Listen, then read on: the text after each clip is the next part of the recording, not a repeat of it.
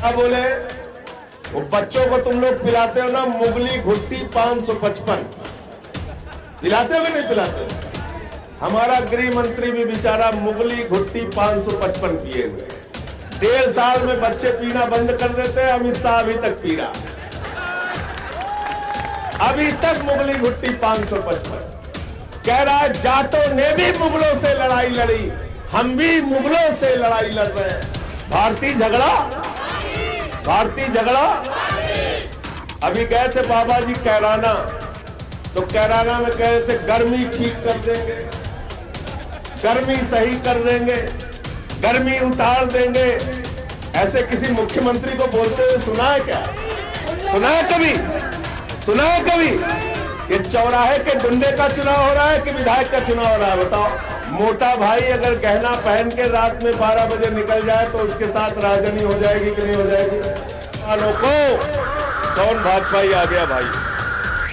भाजपाइयों से सावधान हो जाओ। मैं बगैर माइक के बोलूंगा, चिंता मत करना। ठीक कर लो, नहीं तो बगैर माइक के बोलूंगा। सारी पार्टियां चुनाव प्रचार करने आपके बीच में आएंगी, लेकिन जब आपके बीच में आए तो इनके पुराने वादों को याद कर लेना। 2014 का चुनाव चल रहा था, नरेंद्र मोदी जी चुनाव प्रचार में निकले थे। उन्होंने कहा था इतना काला धन लाएंगे, इतना काला धन लाएंगे, इतना काला धन लाएंगे कि हर आदमी के खाते में कितना जमा हो जाएगा? जोर से बोलिए। सबको याद है, कोई भूला नहीं है। 15 लाख आ गए खाते में, 15 रुपए भी नहीं आए। और जो पैसा आपके घरों में था, माताओं बहनों ने पति से पैसा चुरा के संदूक में रखा था। घर में कोई बीमार होगा तो ये पैसा काम आ जाएगा, बेटी की शादी होगी तो ये पैसा काम आ जाएगा, जमीन खरीदनी होगी तो ये पैसा काम आ जाएगा। नरेंद्र मोदी जी ने कहा माताओं और बहनों, यही 1500 की नोट काला धन है, इसको लाइन में लग के जमा कर दो। वो भी पैसा साफ कर दिया तुम्हारा। 100 आदमी लाइन में लग के मर गए, काला धन नहीं आया। दूसरा क्या बोले? बोले 2 करोड़ रोजगार देंगे। आज हिंदुस्तान दुनिया में बेरोजगारी की सूची में नंबर 1 पर पहुंचा दिया मोदी जी ने। आज इस चुनाव में जब ये लोग बात करने के लिए आए तो इनसे काला धन का हिसाब मांग लेना, नौकरियों का हिसाब मांग लेना, किसान के फसल दोगुना करने का हिसाब मांग लेना। और बाबा जी चुनाव लड़ रहे हैं, बाबा जी चुनाव प्रचार में निकले हैं तो वो हिंदुस्तान के नाम पे चुनाव नहीं लड़ रहे हैं। मुझे भाजपाइयों पे सबसे ज्यादा दया आती है, वो हिंदुस्तान का चुनाव पाकिस्तान के नेता जिन्ना के नाम पे लड़ते हैं। लड़ते हैं कि नहीं लड़ते? हर चुनाव में जिन्ना जिन्ना जिन्ना जिन्ना जिन्ना। ये भाजपाइयों के दिमाग पे जिन्ना का भूत सवार हो गया, जिन्ना के नाम पे चुनाव लड़ते हैं। मैंने कहा भाजपाइयों से, मैंने कहा भाजपाइयों आओ उत्तर प्रदेश का चुनाव गन्ना गन्ना करके लड़ो, तुम्हारा हाथ पकड़ के किसान तुमको खेत में ले जाएगा जहां उसने अपने गन्ने को जलाने का काम किया। और जिन्ना जिन्ना कर रहे हो। अलीगढ़ के लोगों, आपको इतिहास मालूम होना चाहिए। मैंने पार्लियामेंट में भी कहा, यहां भी आपको बता के जा रहा हूं, हिंदुस्तान में सबसे बड़ी जिन्नावादी अगर कोई पार्टी है तो उस पार्टी का नाम है भारतीय जनता पार्टी। मुझे जरा बताओ, जिन्ना की कब्र पर मत्था टेकने कौन गया था? लाल कृष्ण आडवाणी गए थे। जिन्ना की पार्टी मुस्लिम लीग के साथ किसने सरकार बनाई थी 3 राज्यों में आजादी के पहले? नॉर्थ वेस्ट फ्रंटियर में, सिंध में, बंगाल में मुस्लिम लीग की जिन्ना के साथ श्यामा प्रसाद मुखर्जी और वीर सावरकर ने सरकार बनाई थी। जिन्नावादी ये लोग हैं, जिन्नावादी हिंदुस्तान के लोग नहीं है। जिन्ना की बात करते हो और एक दिमाग में इनके पता नहीं क्या भूत सवार है। नदीम भाई यहां बैठे, मैं इनसे पूछ रहा था, मैंने कहा नदीम भाई पाकिस्तान से डरते हो? बोले क्यों डरेंगे भैया। शकील भाई से पूछा, बोले क्यों डरेंगे? लेकिन सबसे ज्यादा डर पाकिस्तान से किसी को लगता है तो भाजपाइयों को लगता है, भाजपाइयों को लगता है। बंगाल का चुनाव लड़ेंगे पाकिस्तान के नाम पे, बिहार का चुनाव लड़ेंगे पाकिस्तान के नाम पे, पंजाब का चुनाव लड़ेंगे पाकिस्तान के नाम पे, गोवा का चुनाव लड़ेंगे पाकिस्तान के नाम पे, मेघालय का चुनाव लड़ेंगे पाकिस्तान के नाम पे, मध्य प्रदेश का चुनाव लड़ेंगे पाकिस्तान के नाम पे, राजस्थान का चुनाव लड़ेंगे पाकिस्तान के नाम पे, उत्तर प्रदेश का चुनाव लड़ेंगे पाकिस्तान के नाम पे। अरे बेईमानो, अरे कालो, अगर तुमको पाकिस्तान से इतना डर लगता है, 7 ताले में अपने आप को बंद करके घरों में बैठो, चुनाव प्रचार में निकलना बंद कर लो। गलत तो नहीं कह रहा हूं? कौन डरता है आप पाकिस्तान से, बताओ? कोई डरता है? कोई डरता है? हर चुनाव में पाकिस्तान पाकिस्तान पाकिस्तान, जिन्ना पाकिस्तान। और एक बात याद रखना, मेरी बात को ध्यान से सुनो और एक एक आदमी को जाके बताओ, भारतीय जनता पार्टी का धंधा झगड़ा कराने से चलता है। अंग्रेजों का नारा था बांटो और राज करो, भाजपाइयों का नारा है बांटो और राज करो, डराओ और राज करो। उत्तर प्रदेश का चुनाव लड़ते हैं, हिंदुओं को मुसलमान से डराते हैं। बिहार का चुनाव लड़ते हैं, हिंदुओं को मुसलमान से लड़ाते हैं। बंगाल का चुनाव लड़ते हैं, हिंदू और मुसलमान को लड़ाते हैं। हरियाणा का चुनाव लड़ते हैं, जाट को गैर जाट से लड़ाते हैं। महाराष्ट्र का चुनाव लड़ते हैं, मराठा को गैर मराठा से लड़ाते हैं। गोवा का चुनाव लड़ते हैं, हिंदू को ईसाई से लड़ाते हैं। पंजाब का चुनाव लड़ते हैं, हिंदू को सिख से लड़ाते हैं।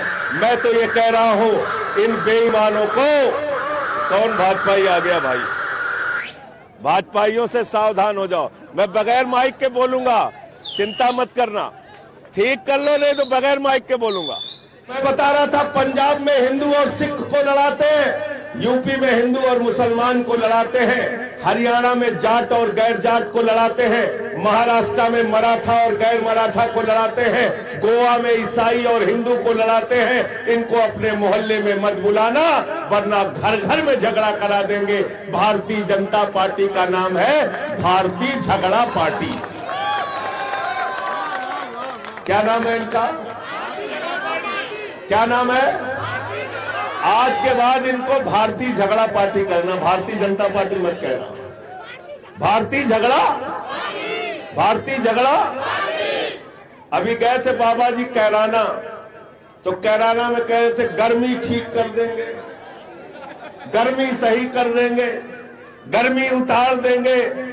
ऐसे किसी मुख्यमंत्री को बोलते हुए सुना है क्या? सुना है कभी? सुना है कभी?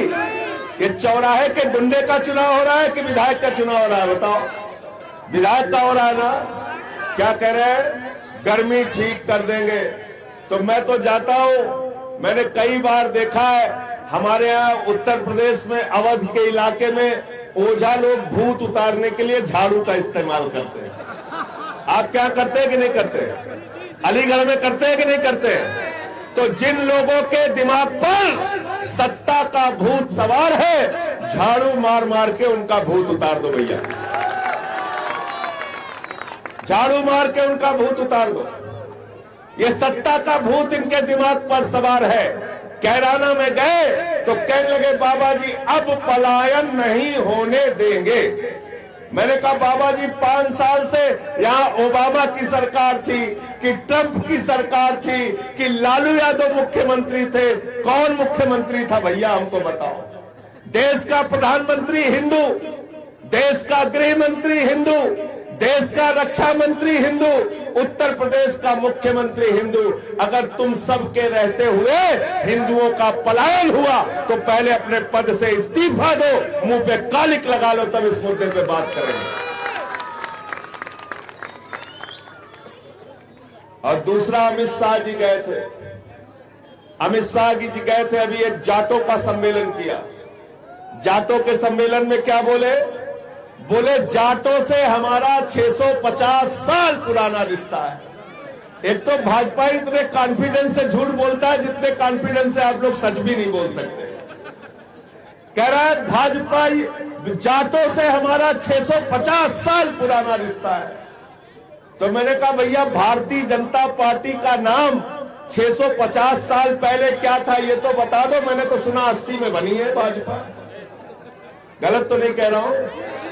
फिर दूसरी बात क्या बोले, वो बच्चों को तुम लोग पिलाते हो ना मुगली घुट्टी 555, पिलाते हो कि नहीं पिलाते हो?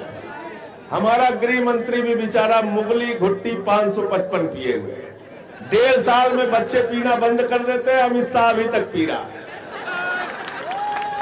अभी तक मुगली घुट्टी 555। कह रहा है जाटों ने भी मुगलों से लड़ाई लड़ी, हम भी मुगलों से लड़ाई लड़ रहे हैं।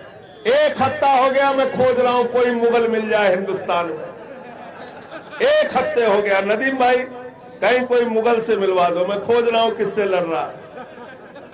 एक भी मुगल हिंदुस्तान में नहीं मिला, 1 हफ्ते हो गया खोजते खोजते। कह रहा मुगलों से लड़ रहे हैं। मैंने कहा अमित शाह जी इतिहास, भूगोल, हिस्ट्री थोड़ा पढ़ लो। हिंदुस्तान के अंतिम मुगल बादशाह हुए बहादुर शाह जफर, जिनके दोनों बेटों के सर कटवा दिए थे अंग्रेजों ने, जिनके अगुवाई में झांसी की रानी लड़ी, मंगल पांडे लड़े, बेगम हजरत महल लड़ी, जिनकी लड़ाई अंग्रेजों से थी, जिन्होंने 1857 की गदर में अपने बच्चों के सर कटवाए। तुम उनसे लड़ रहे हो? उनकी कब्र, उनकी मजार तो रंगून में है, उनसे लड़ रहे हो? किस मुगल से लड़ रहे हो मुझे जरा बताओ। और अगर नकली बातों पे चुनाव लड़ना चाहते हो तो अब तुम्हारी असलियत उत्तर प्रदेश की जनता पहचान चुकी है। हिंदू मुसलमान सबको एक होकर मैं कहना चाहता हूं, इन भाजपाइयों की जमानत जब्त करा के यहां से भेजना और झाड़ू पर बटन दबा के बहन मोनिका ठाकुर को यहां से जिताकर भेजना। आज उत्तर प्रदेश के चुनाव में शिक्षा की बात नहीं हो रही, बिजली की बात नहीं हो रही, पानी की बात नहीं हो रही, रोजगार की बात नहीं हो रही, तरक्की की बात नहीं हो रही, एकता की बात नहीं हो रही, भाईचारे की बात नहीं हो रही है, नफरत की बात हो रही है। आदित्यनाथ जी कहते हैं उत्तर प्रदेश का चुनाव 80 और 20 पर होगा, 80 और 20 पर होगा, 80 और 20 पर होगा। संजय सिंह आपके बीच में कह रहा है उत्तर प्रदेश का चुनाव गरीब बच्चों की फीस पर होगा। 80 और 20 पे नहीं होगा। बाबा जी तुम लोगों ने बहुत 80-20 कर लिया। मैं पूछ रहा हूं अलीगढ़ से, आपसे बताओ आदित्यनाथ जी, नदी के घाट पे जो हजारों लाशें सड़ी हुई मिली, चील कौवे कुत्ते नोच रहे थे, वो 80 में आते हैं या 20 में आते हैं? वो हाथरस की गरीब बेटी जो रात में 2 बजे जला दी गई, वो 80 में आती है या 20 में आती है? वो प्रभात मिश्रा जिसका फर्जी इनकाउंटर हो गया, वो खुशी दुबे जो 1.5 साल से जेल में सड़ रही है, वो किसान जो 1 साल सड़कों पर बैठा रहा, 750 किसान शहीद हो गए, वो नौजवान जो रोजगार मांगने निकलता है तो उसको लाठियों से पीटते हो। ये 80 में आते हैं या 20 में आते हैं? 80-20 करके तुमने 80 को बर्बाद कर दिया और हिंदुस्तान को भी बर्बाद कर दिया। क्योंकि गृह मंत्री जी अमित शाह जी आए थे, उन्होंने कहा रात को 12 बजे भी गहना लाद कर 16 साल की लड़की उत्तर प्रदेश की सड़कों पर निकल सकती है। कहा कि नहीं कहा? कहा है ना। मैंने कहा अमित शाह जी, मेरे प्यारे मोटा भाई, मेरे प्यारे मोटा भाई अमित शाह जी, तुम उत्तर प्रदेश की लड़कियों को सलाह देना बंद कर दो। मैं तुम्हें एक सलाह दे रहा हूं, गहना पहन के तुम बगैर सुरक्षा के रात में 12 बजे सड़क पर निकल जाओ। तुम्हारे साथ क्या होगा मैं बता नहीं सकता। गलत तो नहीं कह रहा हूं? गलत तो नहीं कह रहा हूं? मोटा भाई अगर गहना पहन के रात में 12 बजे निकल जाए तो उसके साथ राजनी हो जाएगी कि नहीं हो जाएगी? हो जाएगी ना, हो जाएगी ना। इसलिए ऐसी बातें मत करो, ऐसी बातें मत करो। इस उत्तर प्रदेश में बहुत सारी घटनाएं देखी हैं, बहुत सारी दुश्वारियां झेली है, मैं आपसे कहना चाहता हूं दिल्ली ज्यादा दूर नहीं है, जाकर वहां हमारी सरकार के काम को देख लेना। जब अरविंद केजरीवाल मुख्यमंत्री बने, मनीष सिसोदिया शिक्षा मंत्री बने, दिल्ली के सरकारी स्कूलों में जाते थे, बच्चे टाट पर पट्टी पर बैठ के पढ़ते थे, टॉयलेट का इंतजाम नहीं होता था सरकारी स्कूलों में।